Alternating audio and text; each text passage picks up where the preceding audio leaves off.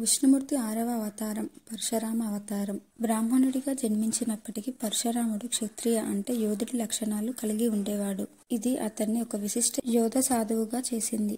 కార్తవీర్యార్జునుడు హయహయ వంశానికి చెందిన గొప్ప రాజు. తన 1000 చేతులకు మరియు గొప్ప శక్తికి ప్రసిద్ధి చెందాడు. ఈ శక్తిని అతను తీవ్రమైన తపస్సు తర్వాత భగవాన్ దత్తాత్రేయుడి నుండి వరంగా పొందాడు. దేవుళ్ళు మరియు అసురులు సముద్ర మథనం చేస్తున్నప్పుడు కామధేనువు ఆవిర్భవించింది. సముద్ర మథనం నుండి ఉద్భవించిన కామధేనువును సప్త ఋషులకు ఇచ్చిన తర్వాత జమదగ్ని ఆ గొప్ప ఋషుల్లో ఒకరు కాబట్టి ఆయన కామధేనువును తన ఆశ్రమంలో ఉండటానికి కామధేనువును పొందాడు. ఒకరోజు కార్తవీర్యార్జునుడు ఋషి జమదగ్ని ఆశ్రమానికి వెళ్లారు. జమదగ్ని తన దివ్య ఆవు అయిన కామధేనువును ఉపయోగించి రాజుకు మరియు అతని సైన్యం మొత్తానికి ఆహారం మరియు నైవేద్యాలు అందించారు. రాజు ఆ ఆవు సామర్థ్యాలతో ఆకట్టుకొని తన సొంత రాజ్యానికి దానిని ఇవ్వమని అడిగాడు. జమదగ్ని మహర్షి దానిని నిరాకరించాడు.